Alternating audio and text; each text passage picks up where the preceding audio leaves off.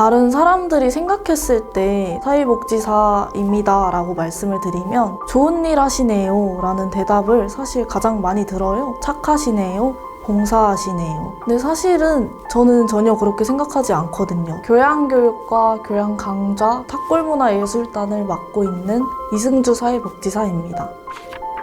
사실 문화예술 분야라는 게 오히려 사회복지랑 가장 밀접하다고 생각을 합니다. 왜냐하면은 기본적인 사회복지를 누리지 못하시는 분들은 문화예술을 즐길 수 있는 기회가 정말 적기 때문입니다. 할리갈리라고 이제 흔히 저희가 아는 게임으로 보드게임을 진행을 했었는데, 그래서 어르신들이 이제 처음 해보시는 게임이었거든요. 근데 배우면서 이거 우리 손자가 하는 걸 봤는데 나도 이제 손자랑 할 수 있겠다, 이 게임을, 이렇게 말씀하시는 걸 듣고 조금 마음이 찡했습니다.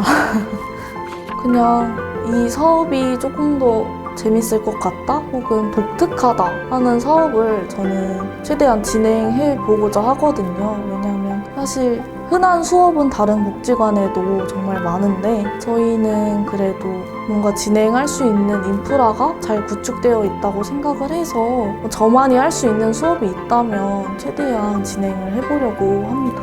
저는 교양인문학 쪽 사업을 조금 더 진행을 해보고 싶은데, 어르신들이 이제 시나 동화 같은 작법 수업을 통해서 한두 편의 소설이나 시를 작성을 해서 한 권의 책을 만들어 보고 싶습니다.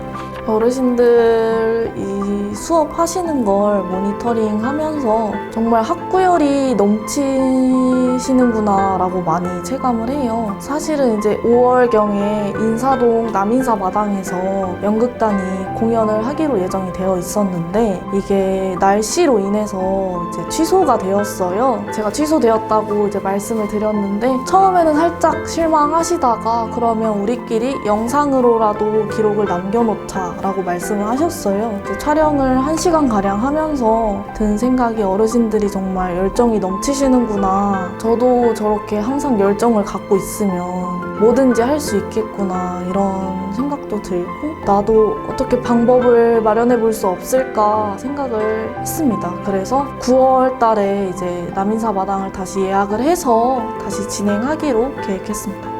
사실 노인 하면은 변화를 두려워하고 배우기 싫어한다라는 이제 편견이 저도 모르게 있었는데 저희 센터 어르신들을 보면은 정말 예측할 수 없다 라는 말을 하고 싶어요. 예전에 노인이라고 하면은 변화의 두려움이 크다, 그리고 계속 기존의 것을 유지하려고 하는 성향이 있다고 생각을 하는데 어르신들도 뭔가 그 목적이나 목표가 뚜렷하다면 그 변화를 그치지 않고 시도를 하려고 하시고, 그냥 교육에서 그치는 것이 아니라 거기에서 성과물을 내려고 하시고, 그 성과물에서 그치는 게 아니고 그 성과물을 전시를 한다거나, 낭독 수업 같은 경우에는 저희 이제 라디오 반이 있거든요. 그래서 라디오에서 그 낭독한 거를 틀어줄 수 있게끔 해줄 수 있냐라고 요청하시기도 하시거든요. 근데 사실 제가 생각했던 거는 이런 성과물이 이제 저희 사회복지사의 눈으로 보는 것보다 다른 사람들이 보았을 때 정말 큰 시너지를 낸다고 생각을 하거든요. 다른 사람들이 봤을 때는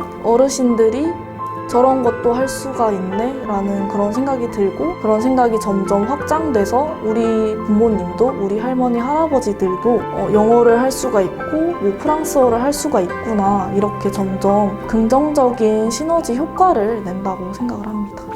모든 사람들이 행복해지는 것, 그 행복의 기준이 낮을 수도 있고 높을 수도 있는데, 그게 뭐 노인이 됐든 아니면 여성이 됐든 장애인이 됐든 그 사람들이 행복해지는 게 제일 목표라고 생각을 합니다.